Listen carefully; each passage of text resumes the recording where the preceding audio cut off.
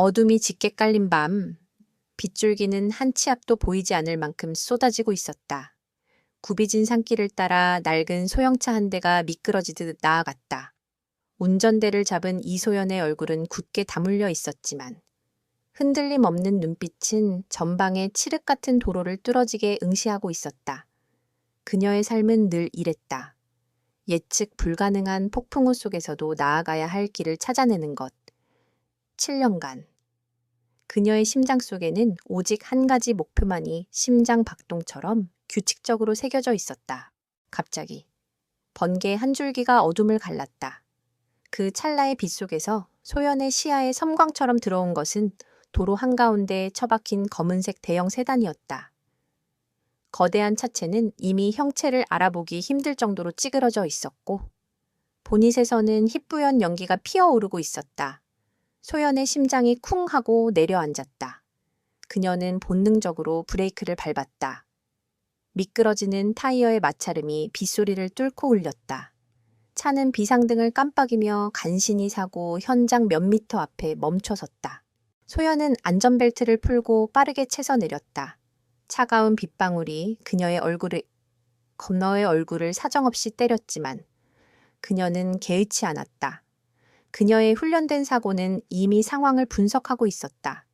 차량의 파손 상태, 연기의 색깔, 그리고 주변의 정적. 그녀는 이 모든 것을 종합하여 내부에 생존자가 있을 확률이 희박하다고 판단했다. 하지만 희박한 확률이라도 외면할 수는 없었다. 그녀는 휴대폰 플래시를 켜고 조심스럽게 사고 차량에 다가갔다. 깨진 창문 틈으로 안을 들여다보니 운전석은 이미 형체를 알아볼 수 없었고 에어백은 터져 있었다.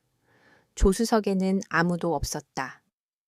운전자는 소연의 입술에서 작은 중얼거림이 흘러나왔다. 그녀는 차체를 따라 걸으며 혹시 모를 생존자를 찾았다. 그리고 바로 그때 그녀의 시야에 들어온 것은 빗물에 젖은 채 도로 옆 비탈길에 쓰러져 있는 작은 형체였다. 소연은 본능적으로 몸을 숙여 그 형체에 다가갔다. 한눈에 봐도 고령의 여성임을 알 수 있었다. 찌그러진 채서 튕겨져 나온 것 같았다. 그녀의 얼굴은 빗물과 흙탕물로 범벅되어 있었지만 소연의 예리한 눈은 그녀의 머리에서 흘러나오는 붉은 피와 불규칙한 호흡을 놓치지 않았다. 소연의 머릿속에서 비상상황 대처 매뉴얼이 빠르게 돌아가기 시작했다. 그녀는 망설이지 않았다. 먼저 주변의 안전을 확보해야 했다. 2차 사고를 방지하기 위해 자신의 차 비상등을 더 잘 보이도록 조정하고 삼각대도 세웠다. 그리고 다시 쓰러진 여성에게 돌아왔다. 그녀는 조심스럽게 자신의 외투를 벗어 여성의 어깨를 덮어주었다. 괜찮으세요? 제 말 들리세요? 소연의 목소리는 침착했지만 긴장이 역력했다. 여성은 희미하게 눈을 떴다가 감았다. 의식이 거의 없었다. 소연은 침착하게 그녀의 상태를 진단했다. 맥박은 약했지만 일정했고 호흡도 불안정했지만 끊어지지 않았다. 머리에는 깊은 상처가 있었다. 이 상태로 병원 구급차가 도착하기를 기다리는 것은 너무 위험했다. 그녀는 자신의 차로 여성을 옮겨야겠다고 결심했다. 하지만 혼자서 몸을 가누기도 힘든 노인을 옮기는 것은 쉬운 일이 아니었다. 더욱이 척추나 목 부상 가능성이 있어 함부로 움직였다가는 더 큰 위험을 초래할 수 있었다. 소연은 깊은 심호흡을 했다. 그녀는 휴대폰을 꺼내 벨을 구해 전화를 걸었다. 벨 실구입니다. 무엇을 도와드릴까요? 네. 여기 경기도 북부 외곽 순환도로 3번 출구 근처입니다. 교통사고가 났고 고령의 여성 한 분이 도로 옆 비탈에 쓰러져 있습니다. 머리 출혈이 심하고 의식은 희미합니다. 주변에 차량이 전복되어 있으니 2차 사고에 대비해 주시고 빠른 출동 부탁드립니다. 제가 응급처치를 진행하고 있겠습니다. 소연의 목소리는 정확하고 간결했다. 구급대원에게 필요한 모든 정보를 한 번에 전달했다. 전화를 끊은 소연은 자신의 채 있던 응급키트를 꺼냈다. 훈련소에서 배웠던 응급처치 지식들이 그녀의 머릿속에서 체계적으로 정리되어 있었다. 그녀는 지혈제를 꺼내 여성의 머리 상처에 조심스럽게 뿌리고 거즈와 붕대로 압박 지혈을 시작했다. 능숙하고 망설임 없는 손놀림이었다. 빗물에 젖어 차갑게 식어가는 여성의 몸을 보며 소연은 자신의 점퍼를 더 단단히 여며주었다. 그녀는 조용히 여성의 손을 잡고 그녀가 혼자가 아니라는 것을 알려주려 노력했다. 조금만 더 버티세요. 곧 구급차가 올 거예요. 소연은 속삭이듯 말했다. 그녀의 목소리에는 단호함과 함께 알 수 없는 따뜻함이 담겨 있었다. 여성은 희미한 신음소리를 내며 소연의 손을 아주 약하게 움켜쥐었다. 그 순간 소연은 17년 전에 한 장면을 떠올렸다. 한 밤중 한적한 시골길에서 피를 흘리며 쓰러져 있던 어린 자신과 그리고 그녀를 발견한 의문의 여인. 그 여인은 소연에게 너는 반드시 살아남아야 해 라고 속삭이며 자신의 목걸이를 그녀에게 쥐어주었다. 그 목걸이는 소연이 17년간 유일하게 간직해온 과거의 조각이었다. 그때 저 멀리서 구급차의 사이렌 소리가 들려왔다. 소연의 심장은 안도감으로 가득 찼다. 그녀는 여성의 손을 놓지 않고 계속 말을 걸었다. 이제 괜찮아요. 전문가들이 왔어요. 구급대원들이 도착하자 소연은 신속하게 상황을 설명했다. 머리 출혈이 심하고 의식은 혼미합니다. 제가 지혈해 두었습니다. 그리고 소연은 자신의 외투를 벗어 구급대원에게 건넸다. 천이 너무 낮으니 따뜻하게 해주셔야 합니다. 구급대원들은 소연의 정확한 상황 보고와 신속한 응급처치에 놀란 눈치였다. 그들은 곧바로 여성을 들것에 눕혀 구급차로 옮기기 시작했다. 소연은 구급대원에게 자신의 이름과 연락처를 남기고는 더 이상 할 일이 없다고 판단하여 조용히 자신의 차로 돌아가려 했다. 바로 그때 칠흑 같은 어둠 속에서 번쩍이는 헤드라이트가 여러 대 다가왔다. 검은색 고급 세단 여러 대가 굉음을 내며 사고 현장을 에워쌌다. 차에서 내린 건장한 경호원들이 소연을 둘러쌌다. 그들의 눈빛은 경계심과 의심으로 가득 차 있었다. 당신, 누구지 이 상황에 어떻게 있었던 거야? 경호원 중 한 명이 험악한 목소리로 물었다. 소연은 침착하게 대답했다. 우연히 지나가다 사고를 발견하고 신고했을 뿐입니다. 응급 처치도 했고요. 그걸 우리가 어떻게 믿지? 다른 경호원이 비아냥거리듯 말했다. 소연은 그들의 저기에 조금도 동요하지 않았다. 저는 구급대원에게 제 연락처를 남겼습니다. 그분들에게 확인하시면 됩니다. 그녀의 목소리는 너무나도 차분해서 오히려 그들의 의심을 더욱 증폭시키는 듯했다. 경호원들 중 한 명이 구급대원에게 다가가 상황을 확인하는 동안 한 남자가 사고 현장으로 다가왔다. 그는 깔끔한 정장 차림에 날카로운 눈빛을 가진 중년 남성이었다. 그는 구급차 안으로 들어가 쓰러진 여성을 확인하고는 이내 소연에게로 시선을 돌렸다. 그의 눈빛은 경호원들보다 훨씬 더 예리하고 냉철했다. 당신이 내 어머니를 발견했습니까? 그의 목소리는 낮고 무게감이 있었다. 소연은 그를 쳐다보았다. 네, 그렇습니다. 남자는 소연을 위아래로 훑어보았다. 낡은 점퍼, 흙탕물이 묻은 바지, 그의 눈빛에 경멸과 함께 의심이 스쳐 지나갔다. 내 어머니는 JK그룹의 강미자 여사입니다. 그분을 구했다고 해서 당신에게 어떤 보상을 바라는 건 아니겠지. 그의 오만함에 소연의 눈빛이 흔들렸지만 이내 평정을 되찾았다. 그녀의 심장 속 깊은 곳에서 끓어오르는 분노를 억누르며 그녀는 차분하게 대답했다. 아닙니다. 제가 바라는 것은 없습니다. 그때 구급대원 한 명이 구급차 문을 열고 남자를 불렀다. 회장님, 환자분 상태가 위급합니다. 서둘러 병원으로 이동해야 합니다. 남자는 다시 소연을 냉정하게 바라보며 말했다. 당신에 대해서는 나중에 다시 알아보도록 하지.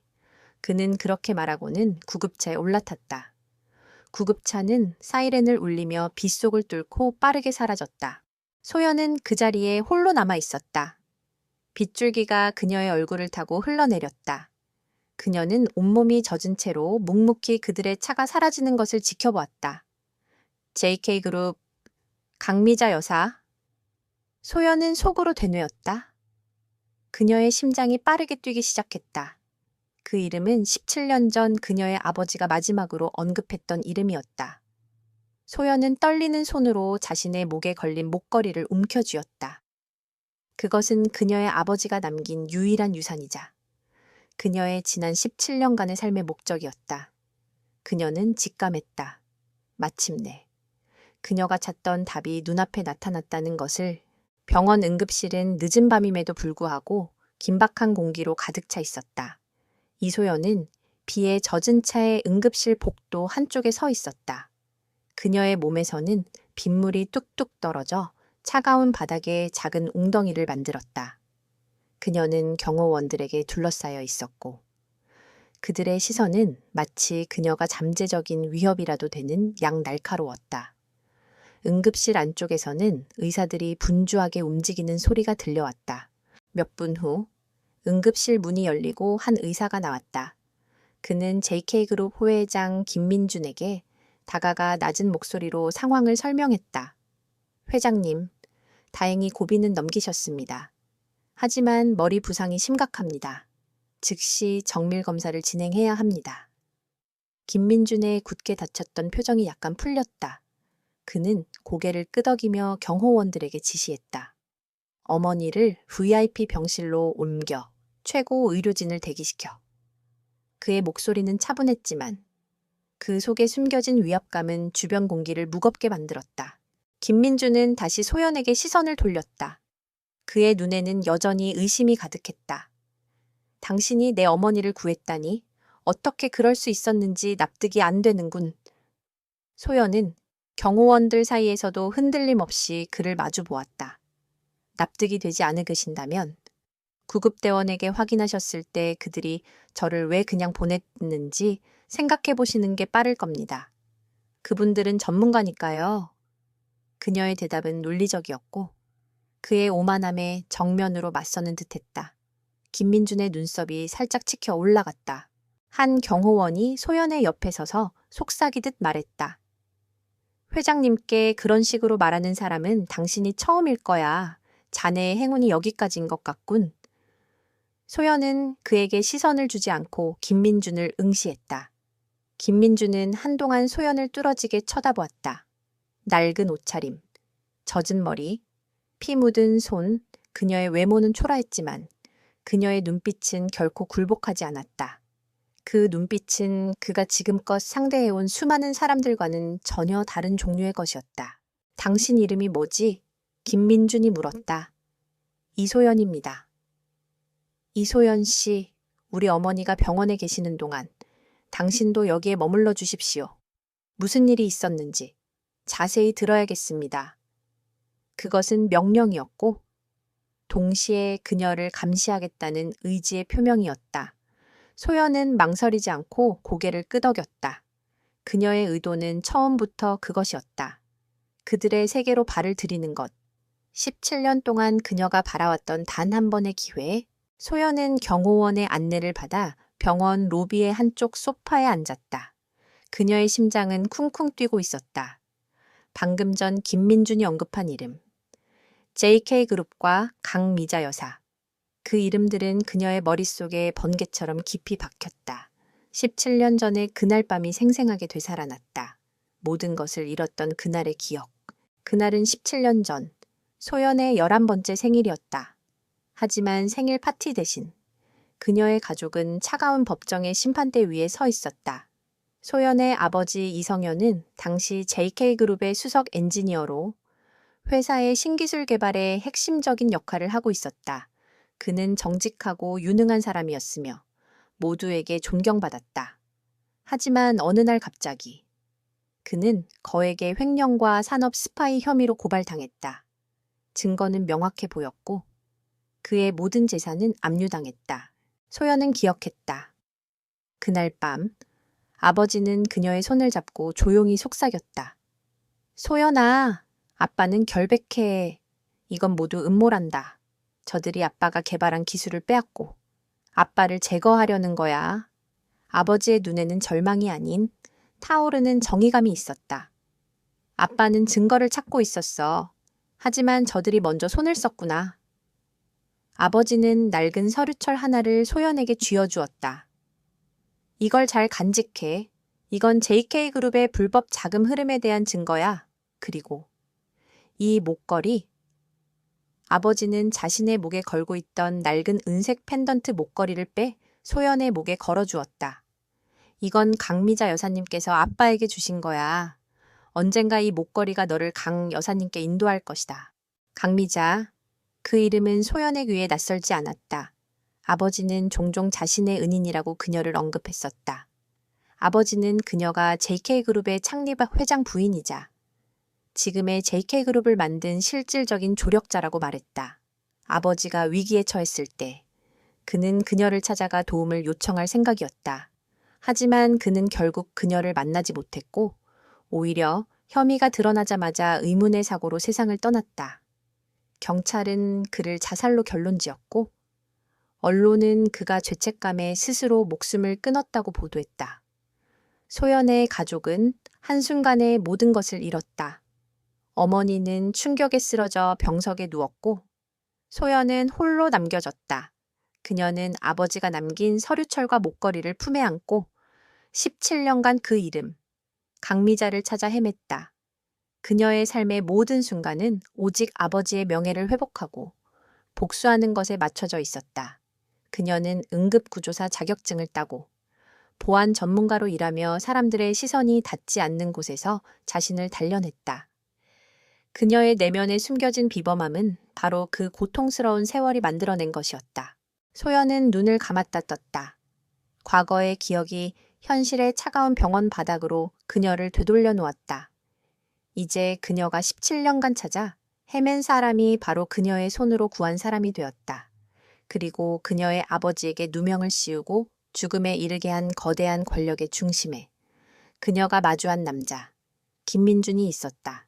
VIP 병실 앞에서 한 경호원이 다가와 소연에게 말했다. 회장님께서 이소연 씨를 부르십니다. 소연은 몸을 일으켰다. 그녀는 이제 더 이상 우연히 길을 지나가던 사람이 아니었다. 그녀는 복수의 칼날을 품은 채 그들의 세계로 들어가는 전사였다. 그녀는 김민준이 어떤 사람인지 알고 싶었다. 그의 어머니를 이용해 자신의 목적을 이루려는 야심가인지, 아니면 아버지의 죽음과는 무관한 사람인지, 그 모든 것은 이제 그녀의 손에 달렸다. 김민준은 병실 창가에 서서 밤하늘을 응시하고 있었다. 그의 등에서는 묘한 고독감이 느껴졌다. 소연이 병실 안으로 들어서자 그는 천천히 돌아섰다. 그의 눈빛은 아까보다 훨씬 더 복잡 미묘했다. 들어와 앉으십시오. 어머니는 잠드셨습니다. 소연은 그가 가리키는 소파에 앉았다. 감사합니다. 내가 당신에게 감사하다고 말한 적은 없는 것 같은데. 김민준의 목소리에는 차가운 비수가 담겨 있었다. 당신이 내 어머니를 구한 건 사실이지만 당신의 모든 것이 의심스럽습니다. 이 시간에. 이 길을 지나가고. 그리고 구급대원보다 능숙한 응급처치까지. 소연은 고개를 숙이며 말했다. 저는 응급구조사 자격증을 가지고 있습니다. 그리고 저는 그저 우연히 그 길을 지나가고 있었습니다. 제 차가 그쪽으로 가는 유일한 길이었으니까요. 김민주는 그녀의 대답에 만족하지 않는 듯했다. 당신은 누군가에게 고용된 사람입니까? 아니면 우리 회사를 노리는 경쟁사의 스파이입니까? 그의 질문은 직설적이고 거침이 없었다. 소연은 고개를 들고 그의 눈을 똑바로 쳐다보았다. 아닙니다. 저는 누구의 명령도 받지 않습니다. 제가 하는 모든 일은 제 스스로의 판단에 따른 것입니다. 소연의 눈빛에서 느껴지는 확신에 김민주는 잠시 말을 잃었다. 그는 그녀의 대답이 거짓이 아니라는 것을 본능적으로 느꼈다. 그의 어머니를 구한 그 순간, 그녀의 눈빛은 순수하고 이타적이었다. 하지만 그녀가 풍기는 분위기는 결코 평범한 사람이 아니었다. 조소, 당신의 이야기를 믿겠습니다. 김민주는 한숨을 쉬며 말했다. 어머니께서 의식을 차리실 때까지 당신은 이곳에서 머물러 주십시오. 그리고 이 비용은 당신의 수고비라고 생각하십시오. 그는 자신의 비서에게 눈짓을 보냈고 비서는 소연에게 수표 한 장을 건네려 했다. 소연은 차가운 표정으로 수표를 거절했다. 저는 돈을 바라고 이 일을 한 것이 아닙니다. 그리고 저는 돈으로 매겨질 수 있는 가치를 가진 사람이 아닙니다. 그녀의 단호한 거절에 김민주는 놀란 기색을 감추지 못했다. 그는 많은 사람들을 돈으로 움직여왔고 그녀의 행동은 그에게 새로운 충격이었다. 소연의 눈빛은 흔들림이 없었다. 그녀는 그에게 보여주고 싶었다. 돈으로 살 수 없는 정의와 신념이 존재한다는 것을, 그리고 그것이 바로 그의 세계를 무너뜨릴 힘이라는 것을. 김민주는 소연의 손을 잡고 그녀에게 제안했다. 알겠습니다. 당신의 뜻을 존중하겠습니다. 그러면 이렇게 하십시오. 어머니의 간호를 도와주십시오. 의학적 지식도 있으니 어머니께 큰 도움이 될 것입니다. 그리고 저도 당신을 더 잘 알아보고 싶군요. 그의 제안은 교묘했다. 그것은 보상이 아니라 그녀를 자신의 울타리 안에 가두려는 시도였다. 하지만 소연은 그 제안을 받아들였다. 그것이야말로 그녀가 원했던 것이었다. 그녀의 복수는 이미 시작되었다. 이제 그녀는 그들의 세계로 걸어 들어가 그들의 심장부에서 진실을 캐낼 것이다. 이소연은 차분한 표정으로 JK그룹 본사 건물의 회전문 앞에 섰다. 그녀의 옷차림은 전날의 초라한 모습 그대로였지만 그녀의 눈빛은 흔들림 없는 결의로 빛나고 있었다. 거대하고 화려한 JK그룹의 로고가 그녀의 시야를 가득 채웠다. 7년간 그녀의 삶을 지배했던 증오와 정의에 대한 갈망이 이제 현실로 다가왔다. 이 건물 안에 그녀의 아버지를 죽음으로 몰고 간 진실이 숨겨져 있었다. 경호원들의 삼엄한 감시를 받으며 그녀는 회장실이 있는 최고층으로 향했다. 엘리베이터 문이 열리자 이성적인 질서 속에 차갑고 날카로운 기운이 흐르는 공간이 드러났다. 사람들은 소연을 흘깃거리며 쳐다보았다. 그녀의 초라한 외모는 이 화려한 세계의 이질적인 존재였다. 그녀는 모든 시선을 무시하며 곧게 걸었다. 김민준 회장은 서류를 검토하다가 고개를 들었다. 그의 옆에는 중년의 남성이 서 있었다. 날카로운 눈매와 거만한 표정을 지닌 그는 바로 김민준 회장의 동생이자 JK그룹 부회장인 김도훈이었다. 김도훈은 소연을 위아래로 훑어보더니 비웃는 듯한 미소를 지었다. 형님, 이 여자가 그 사람이군요. 겨우 구급차를 부른 것 가지고 우리 어머니의 은인이라니. 세상이 참 우습게 돌아가는군요. 그의 목소리는 경멸로 가득 차 있었다. 김민주는 동생의 말에 아무런 반응도 하지 않았다. 그는 소연에게 손짓하며 말했다. 이소연 씨, 이쪽으로 앉으세요. 이쪽은 제 동생 김도훈 부회장입니다. 소연은 김도훈에게 가볍게 고개를 숙였지만 그의 거만한 시선을 피하지 않았다. 안녕하세요. 부회장님, 이소연입니다. 그녀의 목소리는 조용했지만 단호했다. 김도훈은 그녀의 당당함에 잠시 놀란 듯 했다가 이내 다시 비웃음을 흘렸다. 그래, 그쪽이군요. 우리 회사의 위대한 은인. 그래서 원하는 게 뭡니까? 돈명예. 아닙니다. 소연은 단호하게 대답했다. 저는 단지 회장님의 제안을 받아들였을 뿐입니다. 회장님 어머니의 간병을 돕고 싶습니다. 김도훈은 코웃음을 쳤다. 간병인 우리 어머니께는 최고의 의료진과 전문 간병인들이 붙어 있습니다. 당신 같은 사람이 낄 자리는 없어요. 솔직하게 말해요. 대체 원하는 게 뭡니까? 그의 목소리가 한층 높아졌다. 김민준이 조용히 말했다. 도훈아, 자네는 이 문제에서 손 떼게 내가 결정할 일이다. 김도훈은 불만스러운 표정으로 입을 다물었지만 그의 눈빛은 여전히 소연에 대한 적개심으로 가득 차 있었다. 김민주는 소연에게 시선을 고정하며 말했다. 이소연 씨, 당신의 제안을 받아들이겠습니다. 당신은 지금부터 제 어머니의 개인 비서 겸 간병인으로 일하게 될 겁니다.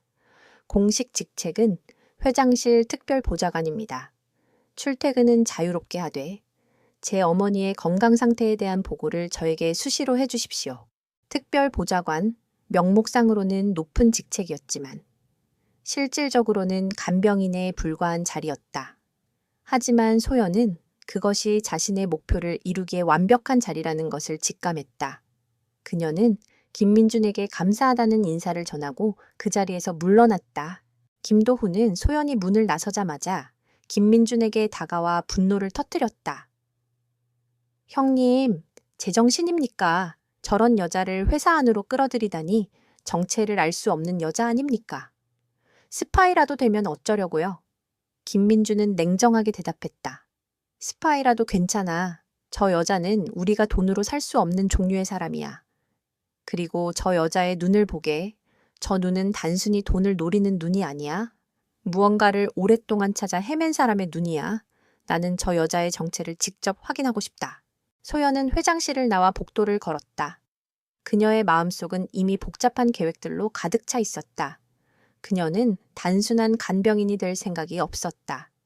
그녀는 이 거대한 조직의 심장부로 들어가 17년 전 아버지를 파멸로 몰고 간 음모의 증거를 찾아낼 것이다. 그녀는 먼저 회사 내부의 시스템에 접근할 방법을 찾기로 했다. 특별 보좌관이라는 직책은 그녀에게 상당한 권한을 부여했다.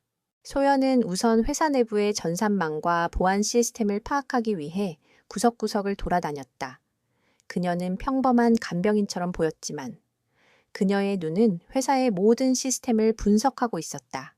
그녀는 화장실, 탕비실, 그리고 직원들이 쉬는 흡연실까지 찾아다니며 사람들의 대화를 엿들었다.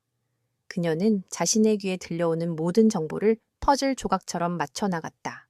며칠 후, 소연은 간병인으로서 강미자 여사에게 헌신적으로 다가갔다.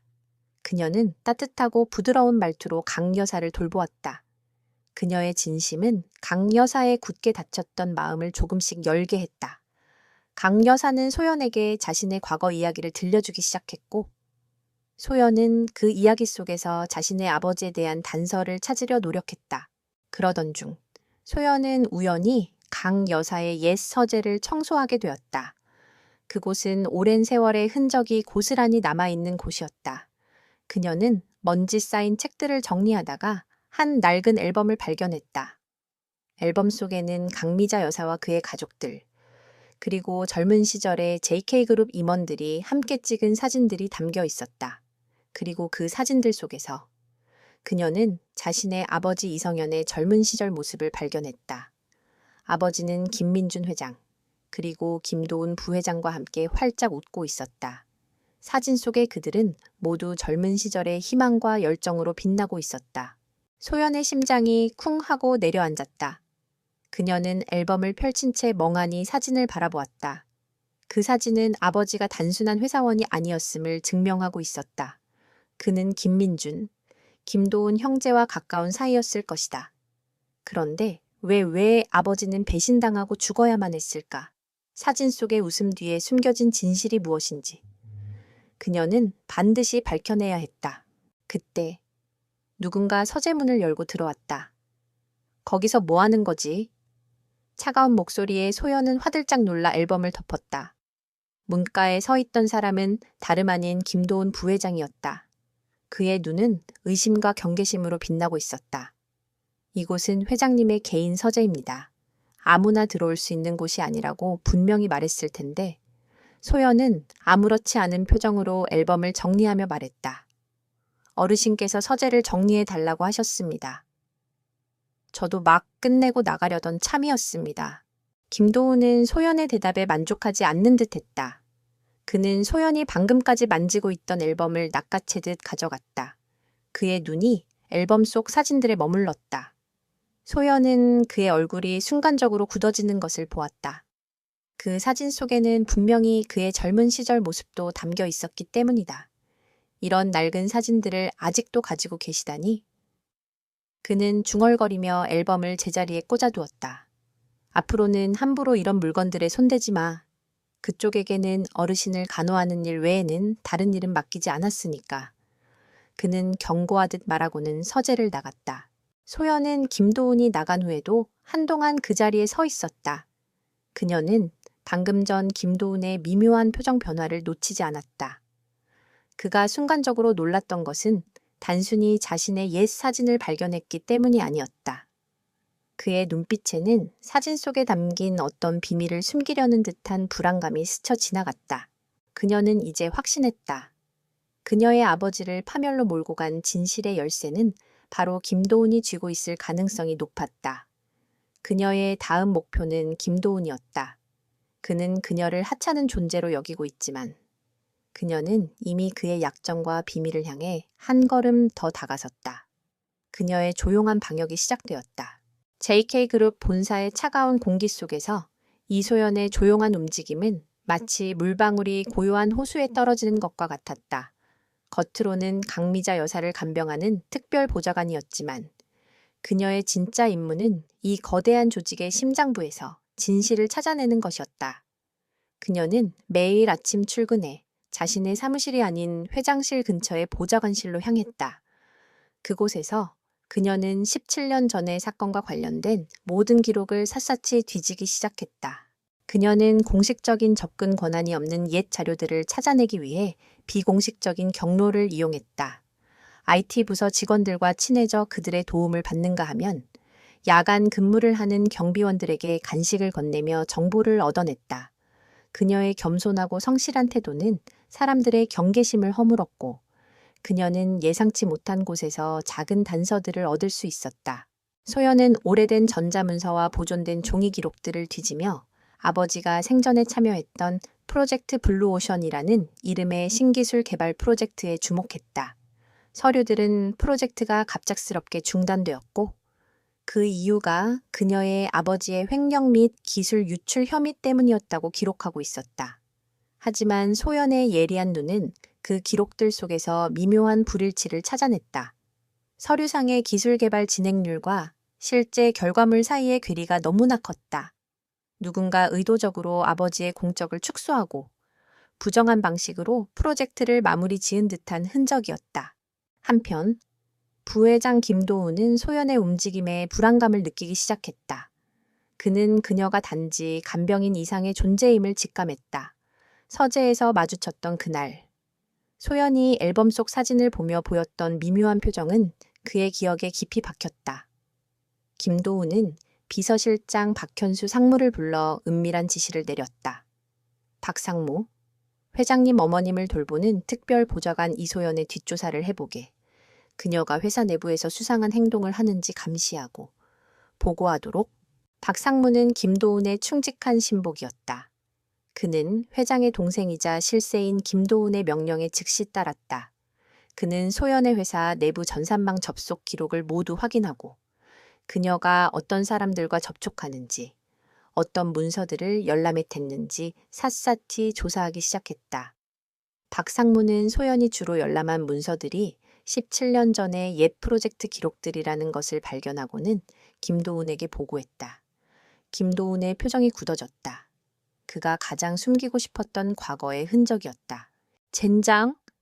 김도훈은 낮은 목소리로 욕설을 내뱉었다. 그 여자가 감히 그 프로젝트를 건드리고 있어 그녀의 아버지가 그 프로젝트의 책임자였지. 설마? 그의 머릿속에서 퍼즐 조각들이 맞춰지기 시작했다.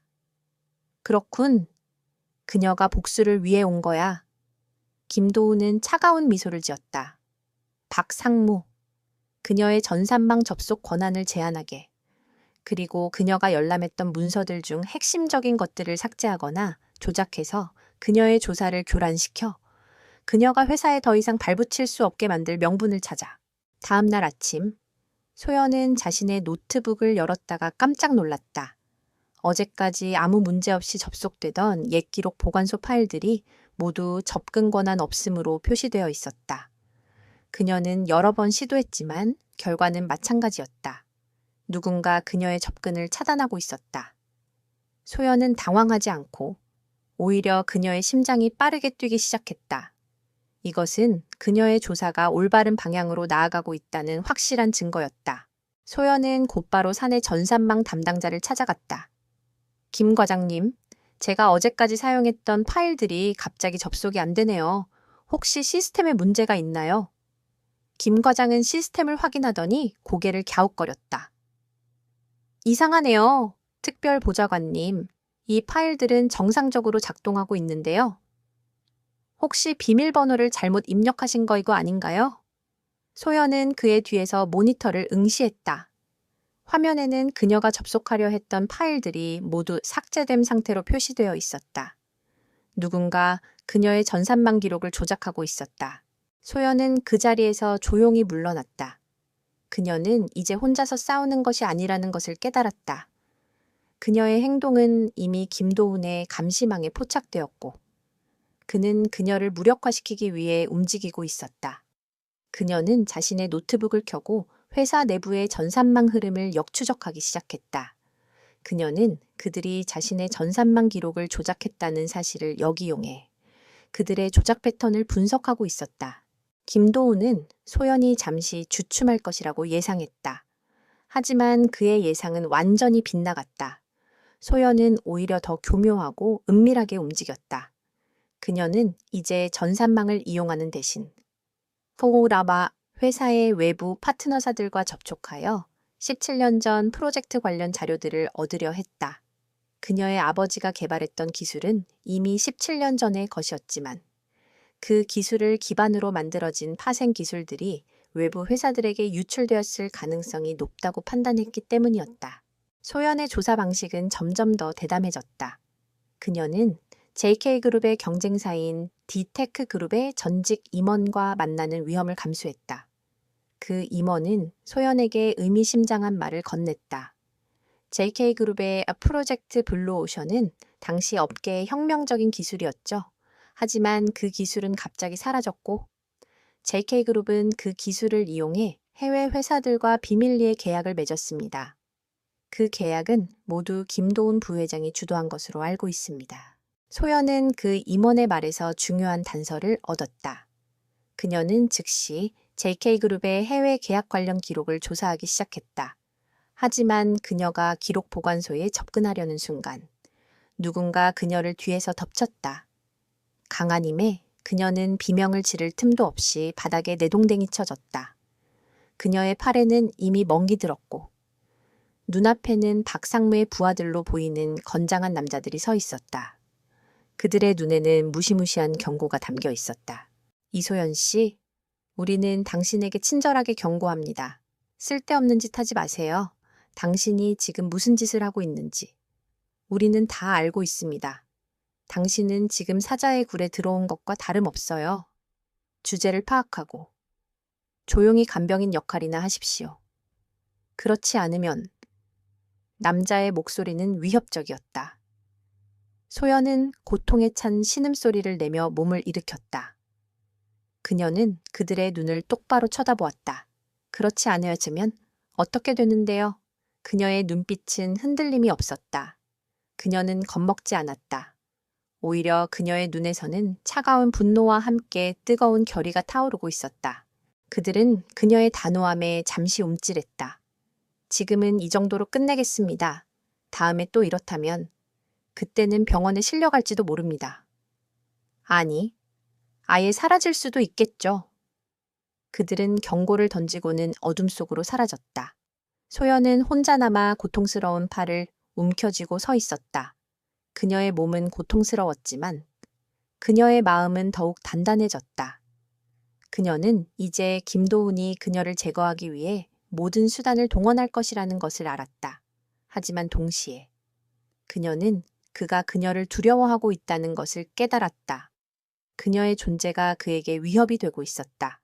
이제부터는 단 단순한 조사가 아니었다. 이것은 생존을 건 싸움이었다. 이소연은 차가운 복도 바닥에 쓰러졌던 곳에서 천천히 일어섰다. 팔의 멍자국은 여전히 아팠지만 그녀의 마음은 놀라울 만큼 고요했다. 그녀는 이제 단순한 정보 수집자가 아니었다. 그녀는 김도훈이라는 거대한 사자와 마주선 한 명의 전사였다. 그가 그녀에게 물리적인 위협을 가했다는 것은 그녀가 올바른 길을 가고 있다는 가장 확실한 증거였다.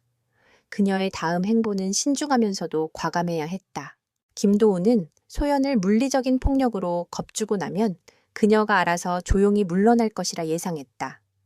그의 오만함은 소연의 강인한 내면을 전혀 이해하지 못했다. 오히려 그는 소연에게 더 큰 위험을 가할 방법을 계획했다. 그는 소연이 그저 힘없는 존재가 아니라 그녀를 제거하기 위한 명분을 만들어야겠다고 판단했다. 그는 자신이 가장 잘하는 방법, 즉 음모를 꾸미기로 했다. 김도훈은 자신의 신복인 박현수 상무를 불렀다. 박상무, 그 여자, 이소연을 처리할 명분을 만들어. 어떻게 말입니까? 부회장님. 회장님 어머님의 간병을 핑계로 회사 내부에 들어와 있으니 회사 기밀을 빼돌렸다는 누명을 씌우면 된다. 내일 이사회 모임이 있다.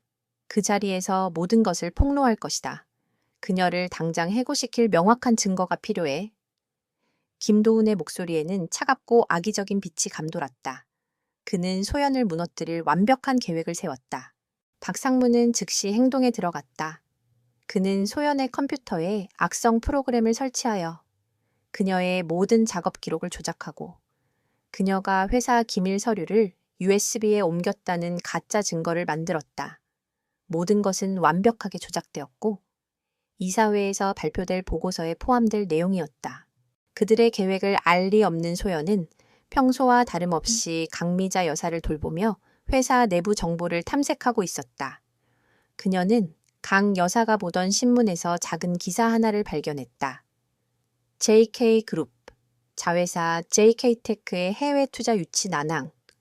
소연의 머릿속에 번개처럼 한 생각이 스쳐 지나갔다.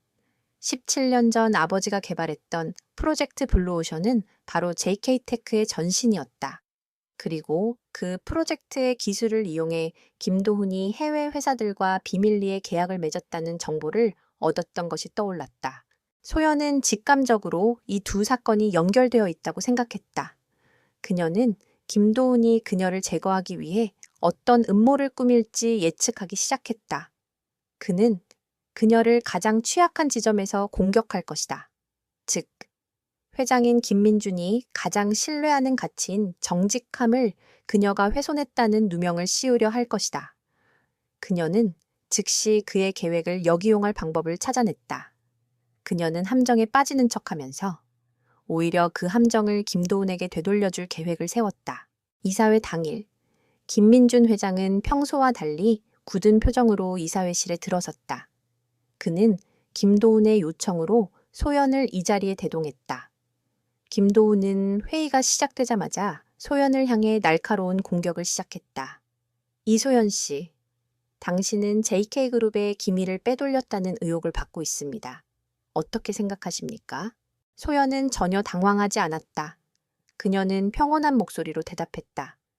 부회장님, 저는 그런 짓을 한 적이 없습니다. 김도훈은 비웃으며 말했다. 당신이 그런 짓을 한 적이 없다면 여기 있는 이 증거들은 다 무엇이지? 당신의 컴퓨터 기록, 그리고 당신이 기밀 서류를 USB에 옮기는 영상까지 모두 확보했다. 그가 스크린을 가리키자 소연의 얼굴이 담긴 영상과 함께 위조된 작업 기록들이 나타났다. 이사들은 모두 수군거렸다. 김민준 회장의 눈빛에는 실망감이 스쳐 지나갔다. 소연은 잠시 침묵을 지켰다. 그리고는 천천히 입을 열었다. 부회장님, 그 모든 증거는 조작된 것입니다. 저는 회장실 특별 보좌관으로서의 권한을 넘어선 파일에 접근한 적이 없습니다. 하지만 부회장님께서는 제가 이사회에 참석할 것이라는 것을 미리 알고 계셨군요.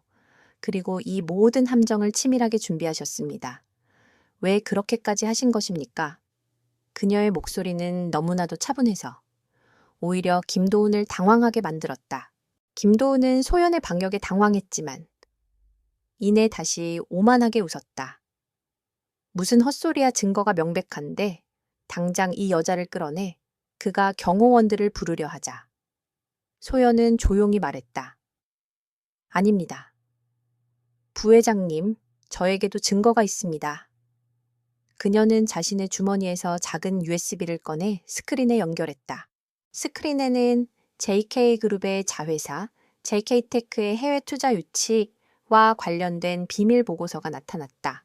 그 보고서에는 프로젝트 블루오션의 기술이 해외 파트너사에게 불법적으로 이전되었고 그 과정에서 막대한 비자금이 조성되었다는 내용이 담겨 있었다.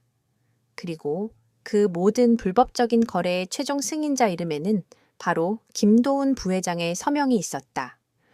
보고서 하단에는 JK테크의 기술 유출로 인한 투자 유치, 난항이 예상된다는 경고문이 담겨 있었다. 이사회는 충격에 휩싸였다. 이게 무슨 짓이야?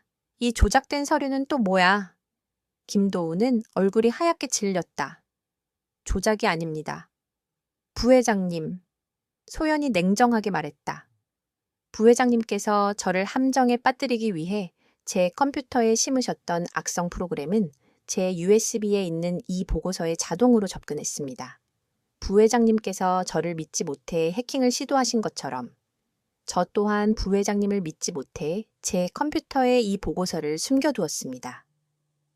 소연의 논리적인 반격에 김도훈은 할 말을 잃었다. 김민준 회장은 분노와 충격으로 몸을 떨었다. 그는 자신의 동생이 회사의 미래를 팔아 사적인 이득을 취했다는 사실을 믿을 수 없었다. 도훈아, 이게 정말 자네가 한 짓인가? 그의 목소리는 차갑게 가라앉았다. 김도훈은 아무 말도 하지 못하고 고개를 숙였다. 이사회는 순식간에 혼란에 빠졌다. 이사회 멤버들은 김도훈의 비리를 폭로한 소연의 대담함과 지략의 놀라움을 금치 못했다.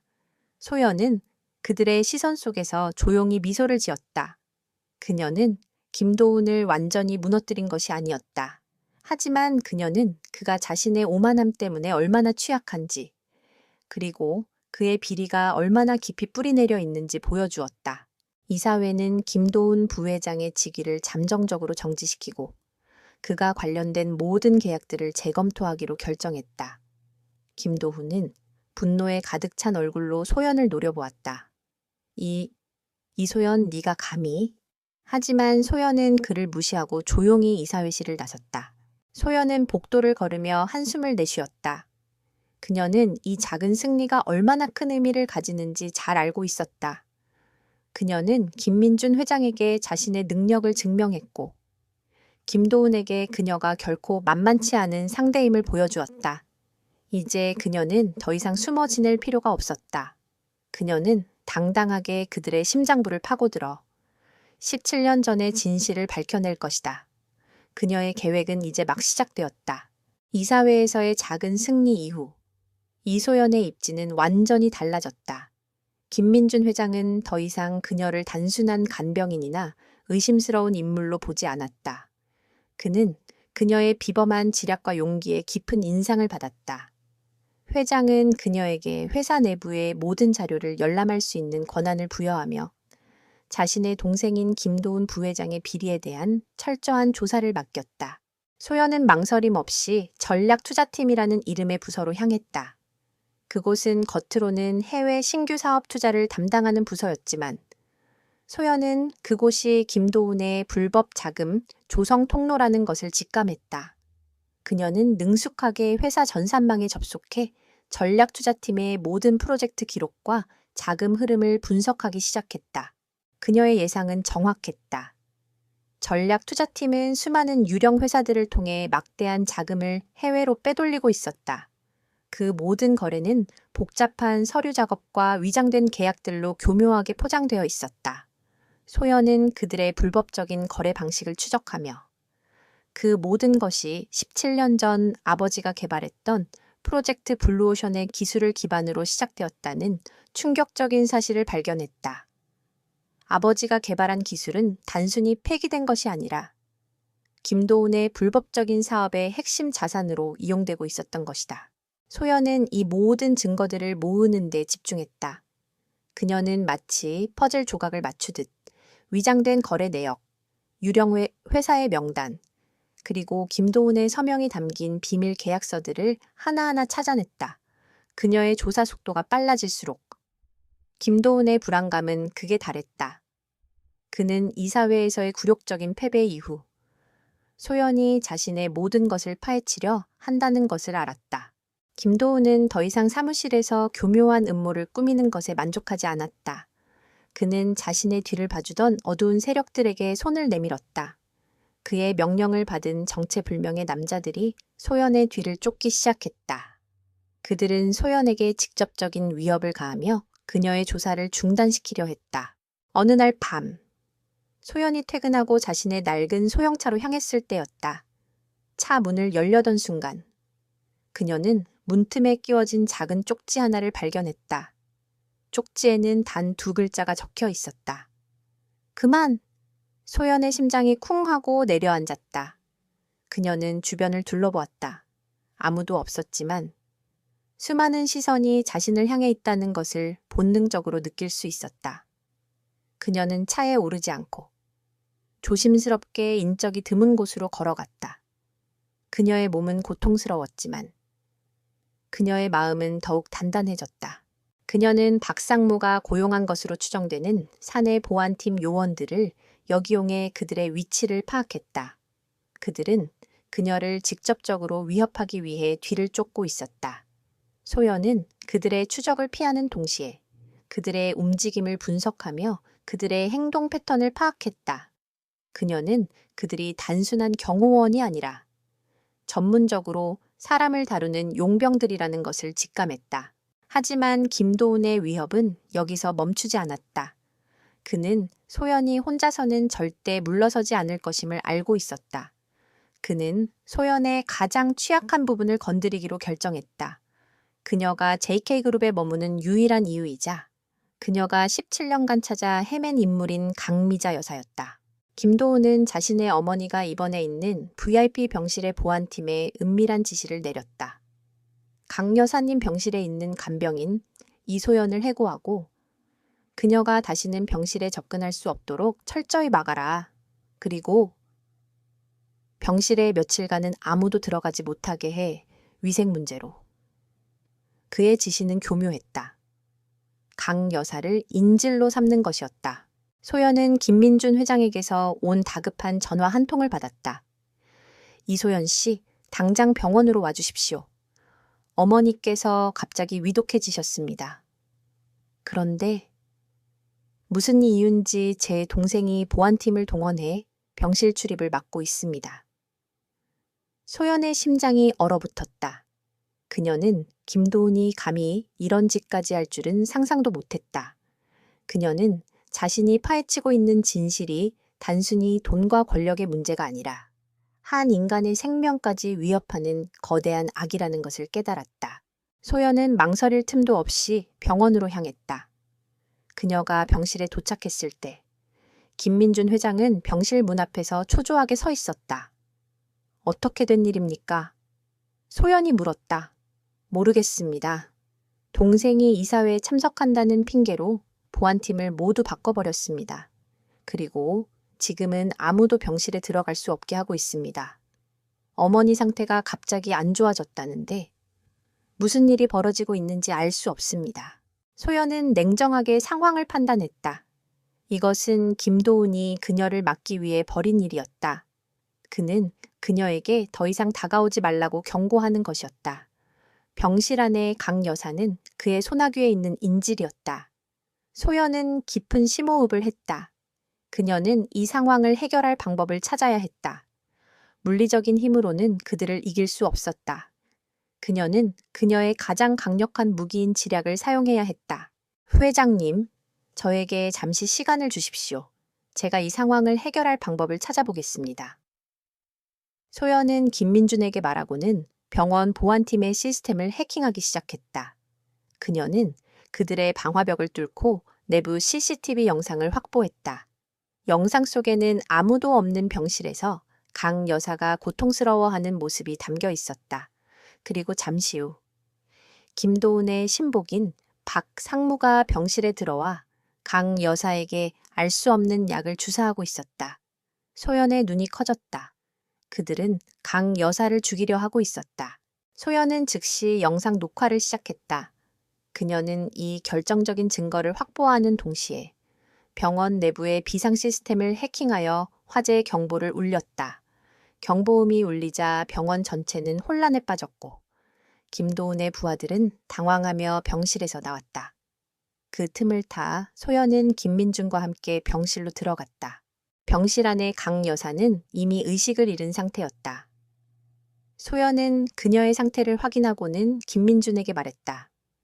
회장님, 부회장님께서 어머니께 독극물을 주사했습니다.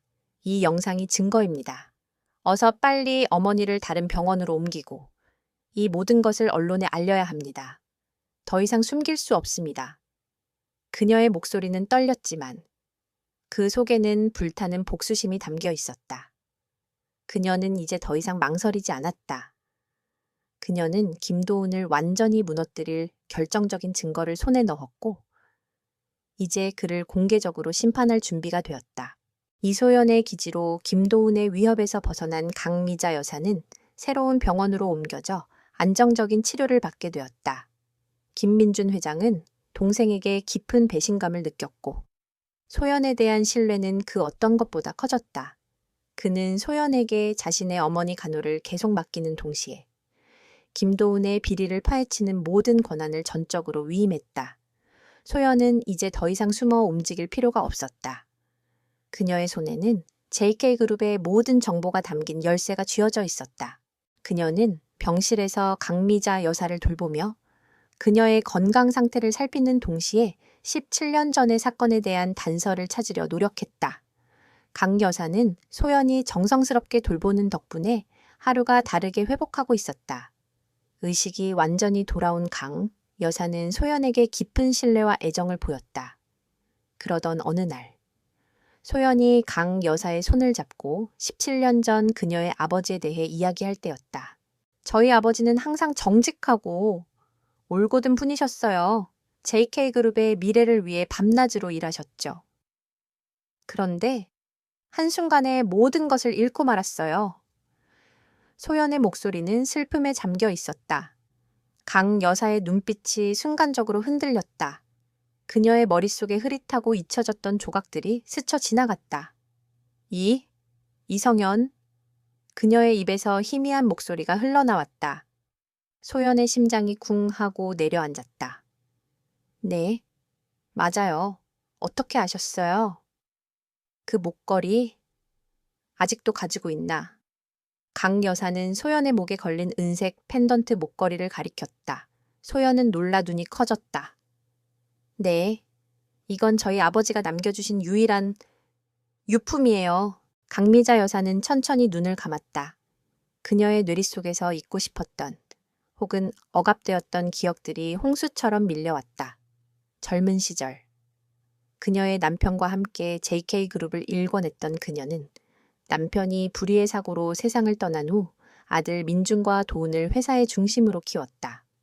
그녀는 젊은 엔지니어였던 이성현, 소연의 아버지에게 깊은 신뢰를 보냈고 그에게 자신의 행운의 목걸이를 선물했었다.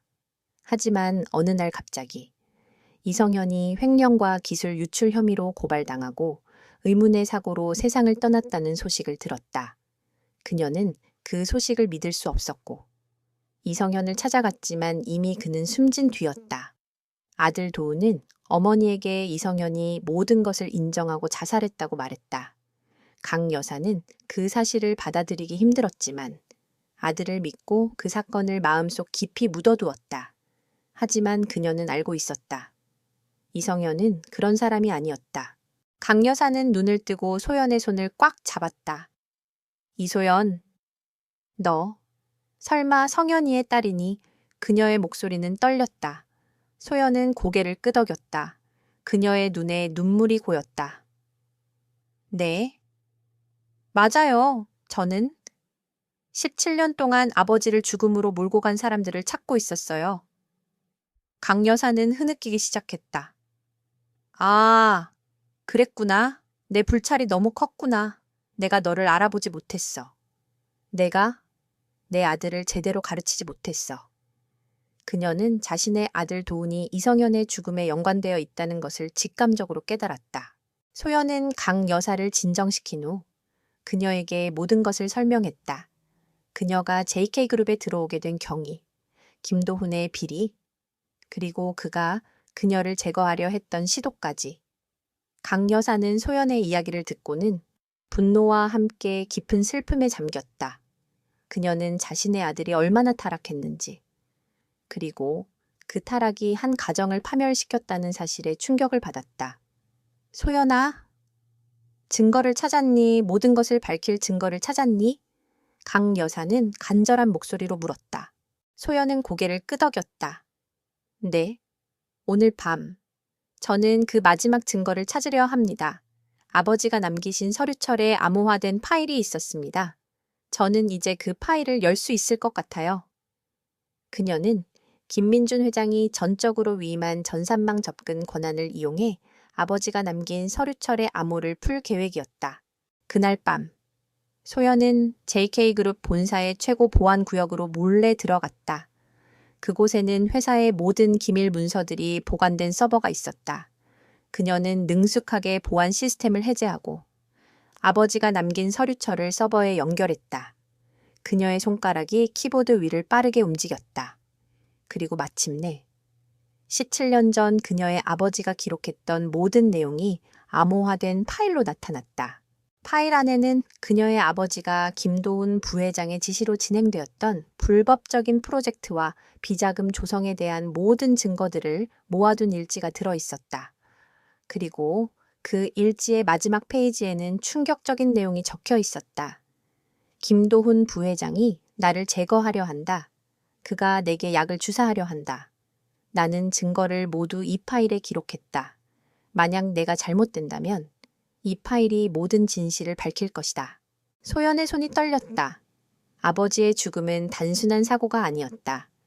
그것은 김도훈이 의도적으로 저지른 살인이었다. 그녀의 눈에서 뜨거운 눈물이 흘러내렸다. 17년간의 의문이 마침내 풀리는 순간이었다. 그녀는 이 증거들을 가지고 김도훈을 완전히 무너뜨릴 계획을 세웠다. 그녀는 모든 것을 언론에 공개하고 경찰과 검찰의 수사를 의뢰할 생각이었다. 소연은 김민준 회장에게 즉시 연락을 취했다. 회장님, 제가 모든 증거를 확보했습니다. 아버지의 죽음은 사고가 아니었습니다. 김도훈 부회장이 아버지를 살해했습니다. 소연의 말에 김민준은 충격으로 말을 잇지 못했다. 그는 믿을 수 없다는 듯 몇 번이고 되물었다. 소연은 그에게 확보한 증거들을 보내주었고 김민준은 그 증거들을 확인하고는 깊은 절망감에 빠졌다. 자신의 동생이 그토록 끔찍한 일을 저질렀다는 사실을 받아들이기 힘들었다. 소연은 김민준에게 말했다. 회장님, 이제 선택하셔야 합니다. 진실을 덮고 동생을 보호하시겠습니까? 아니면 모든 것을 밝히고 정의를 바로 세우시겠습니까? 김민준은 잠시 침묵을 지켰다. 그는 자신의 동생과 어머니를 저버릴 수 없었지만 동시에 정의를 외면할 수도 없었다. 그는 자신의 아버지가 평생을 바쳐 지켰던 JK그룹의 명예를 회복해야 했다. 소연 씨, 당신이 옳습니다. 이 모든 것을 밝히십시오. 내가 당신을 돕겠습니다. 소연은 김민준의 동의를 얻은 후 다음 날 이사회에서 모든 것을 폭로할 계획을 세웠다. 그녀는 기자들을 미리 섭외하고 경찰에 증거들을 넘겨주었다.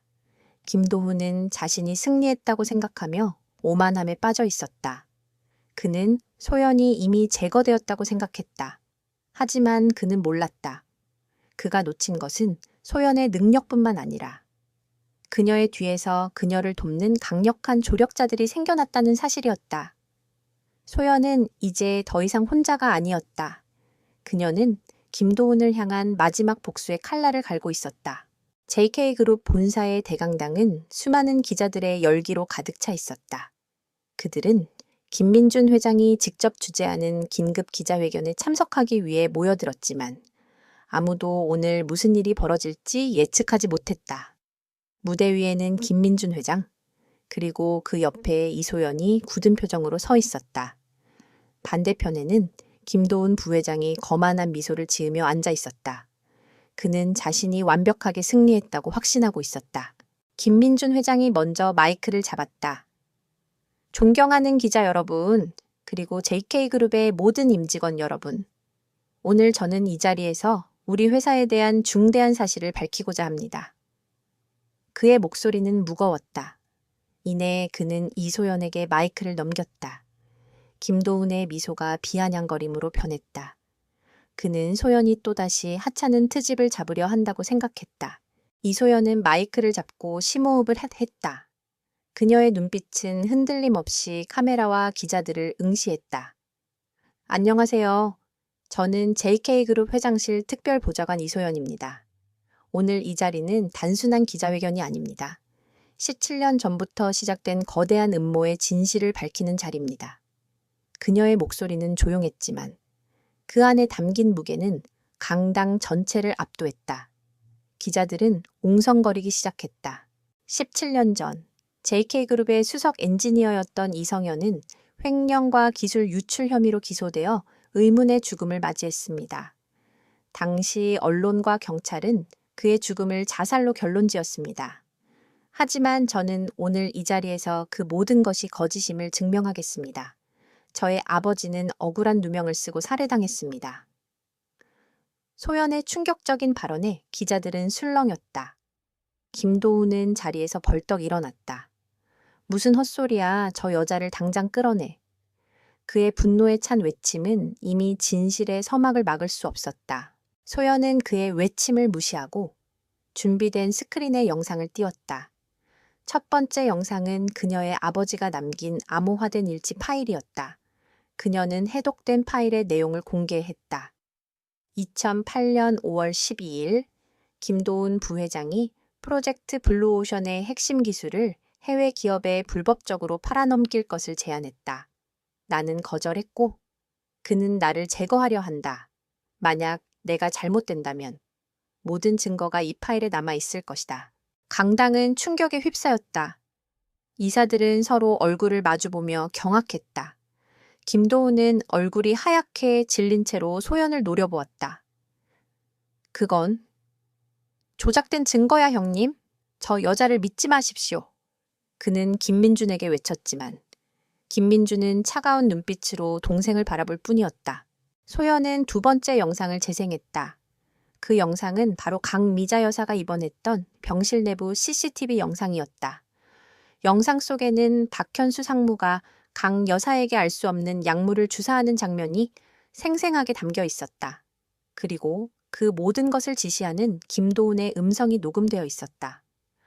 어머니가 깨어나기 전에 처리해. 소연이 그 여자를 찾아낼지도 몰라. 내가 그녀를 막으려면 어머니를 이용할 수밖에 없어. 그 영상이 끝나자 강당은 정적에 휩싸였다. 기자들은 믿을 수 없다는 표정으로 스크린을 바라보았다. 자신의 어머니를 죽이려 한 아들의 비리. 그것은 모든 이들의 윤리적 한계를 넘어선 행위였다. 김도훈은 더 이상 자신의 분노를 숨기지 못했다. 내가 다 했어. 이성현, 그 자식이 나를 배신했어. 당연히 제거했어야 했어. 그리고 너 이소연, 네가 내 모든 것을 망쳤어.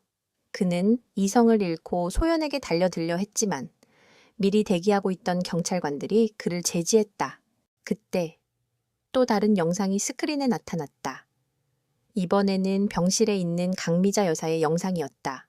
그녀는 수척했지만 그 눈빛은 단호했다. 저는 JK그룹의 강미자입니다. 저는 제 아들이 저지른 끔찍한 죄를 고발하기 위해 이 자리에 섰습니다. 그는 17년 전 이소연의 아버지인 이성현을 죽음으로 몰고 갔습니다. 이소연은 제 아들에게 희생된 이성현의 딸입니다. 저는 이제야 모든 것을 기억해냈습니다. 이소연은 저희 가족의 은인이자 저희 가족의 숨겨진 딸입니다. 강미자 여사의 충격적인 발언은 모든 것을 종결시켰다. 이소연이 17년 동안 찾아 헤맨 어머니가 바로 강미자 여사라는 사실이 밝혀진 것이다. 그리고 그 진실을 외면했던 아들이 바로 그녀의 가족을 파멸시킨 장본인이었다.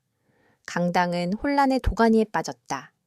기자들은 연신 카메라 셔터를 눌렀고 김도훈은 경찰에 체포되어 끌려나갔다. 그의 얼굴에는 모든 것을 잃은 자의 절망과 분노가 뒤섞여 있었다. 김민준 회장은 복잡한 표정으로 소연을 바라보았다. 그는 동생의 죄악에 분노하는 동시에 자신의 어머니가 17년 동안 찾아 헤맸던 딸이 바로 소연이라는 사실에 깊은 슬픔을 느꼈다. 소연은 그에게 고개를 숙였다. 회장님, 이제 모든 것이 끝났습니다.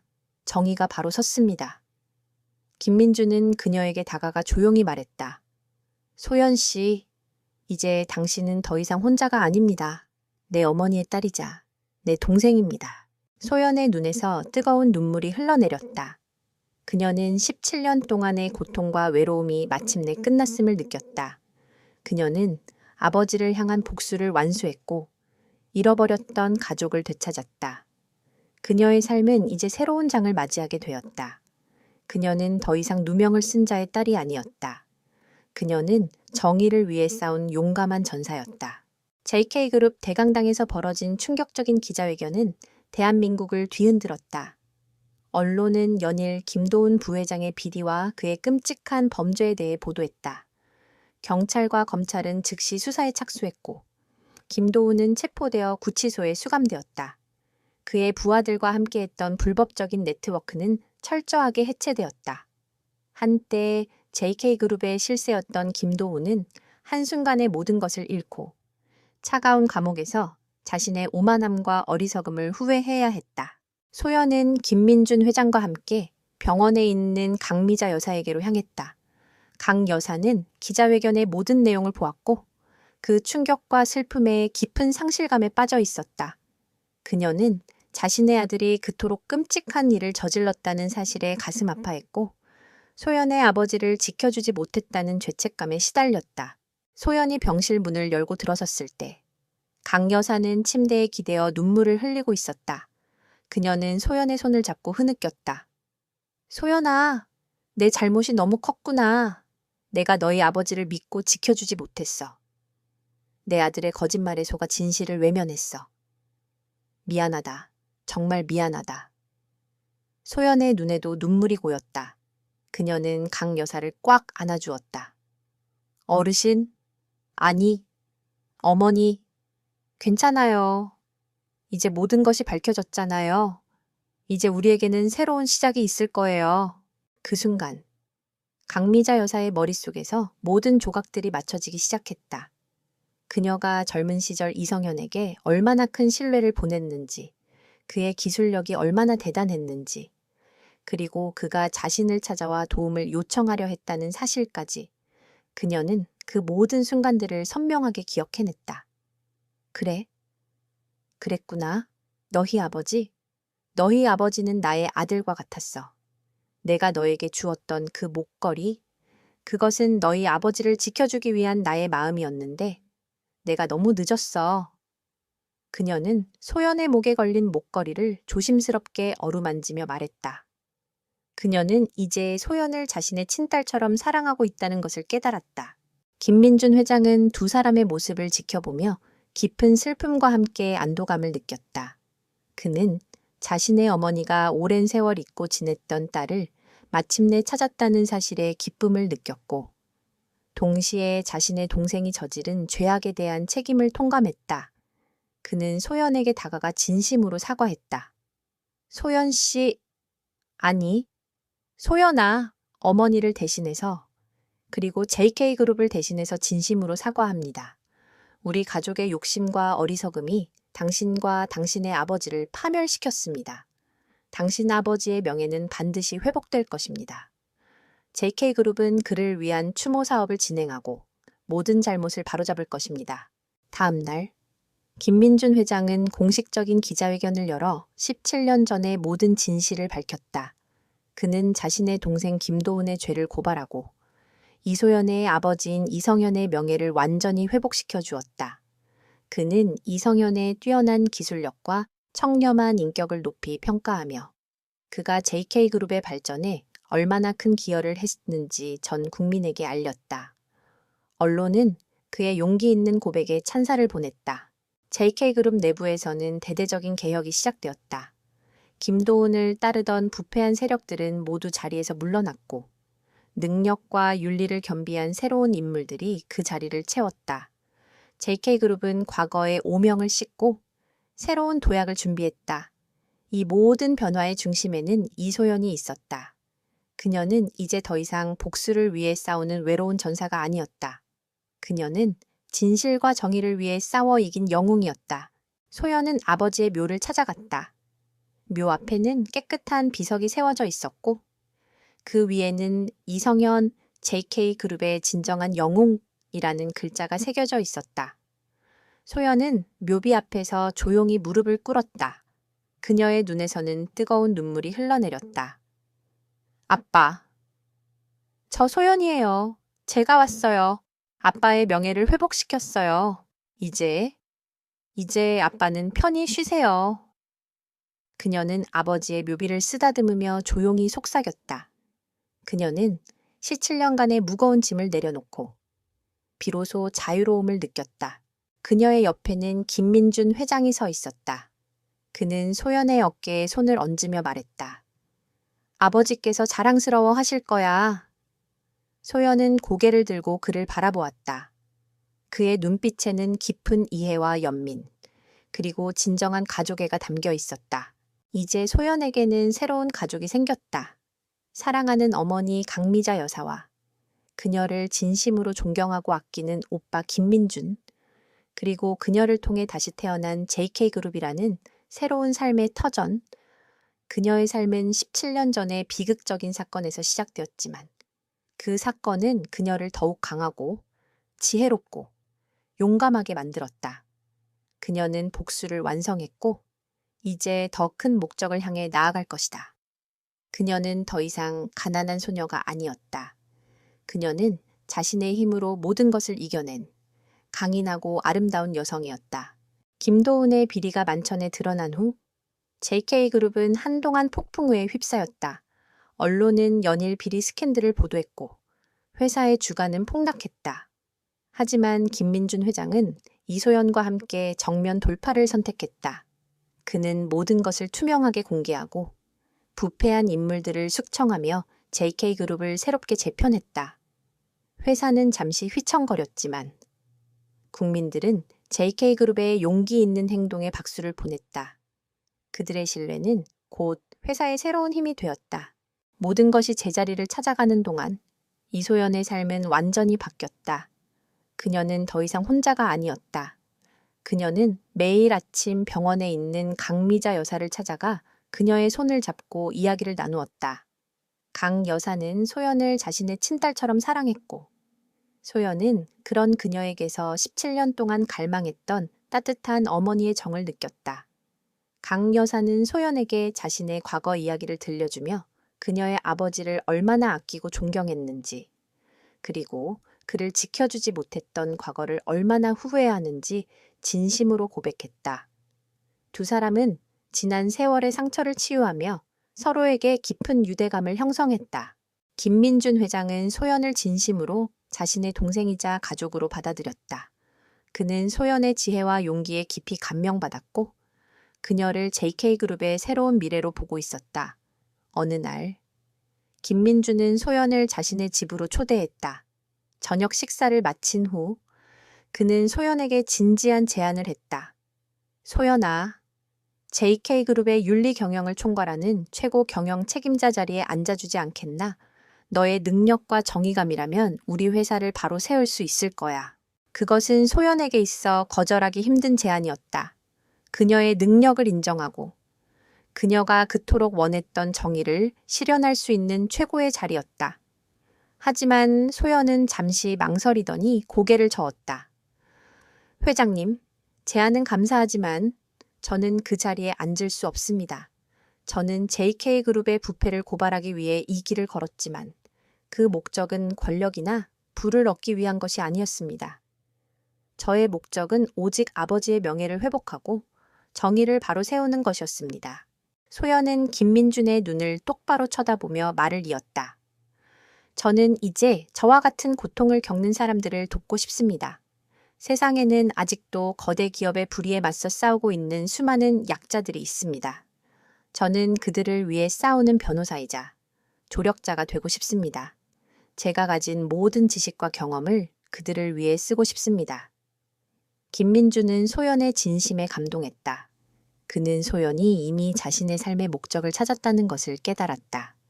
그는 그녀의 결정에 깊은 존경을 표하며 그녀의 새로운 시작을 응원해 주었다. 소연은 JK그룹의 제안을 정중히 거절하고 자신의 힘으로 새로운 길을 개척했다. 그녀는 자신의 이름을 딴 이소연 공정재단을 설립했다.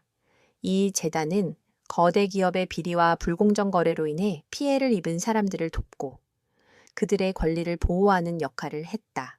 소연의 재단은 빠르게 성장했다. 그녀의 이야기는 이미 언론을 통해 널리 알려졌고 그녀의 진심은 많은 사람들의 마음을 움직였다. 소연은 더 이상 JK그룹의 특별 보좌관이 아니었다. 그녀는 이제 정의의 수호자, 약자들의 희망으로 불렸다. 그녀는 자신의 뛰어난 분석력과 전략적 사고를 활용하여 수많은 사건들을 해결했고 거대 기업의 불의에 맞서 싸워 승리했다. 그녀의 삶은 바쁘고 고되었지만 그녀는 매일매일이 행복했다.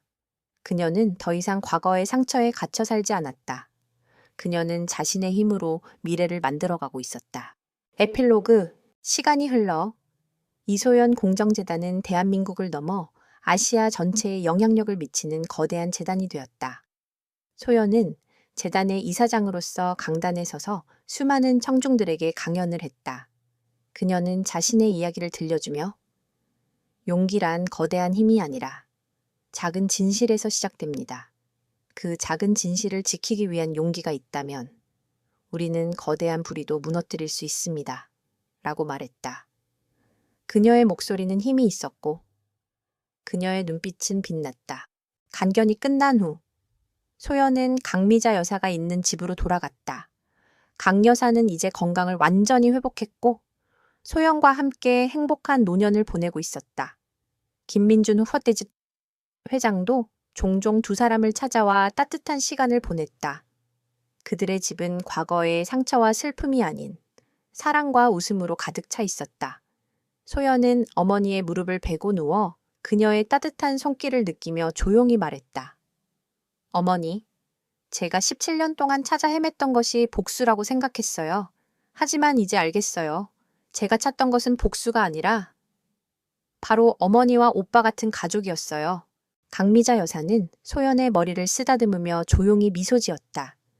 그녀의 눈가에는 행복의 눈물이 고였다. 이소연은 더 이상 가난하고 외로운 소녀가 아니었다. 그녀는 모든 것을 잃었던 비극적인 과거를 딛고 일어선 강하고 아름다운 여성이었다. 그녀는 한 노인을 구한 작은 선행으로 인해 아버지의 명예를 되찾고 잃어버렸던 가족을 찾았으며 자신의 삶의 진정한 의미를 발견했다. 그녀의 삶은 이제 막 시작되었다.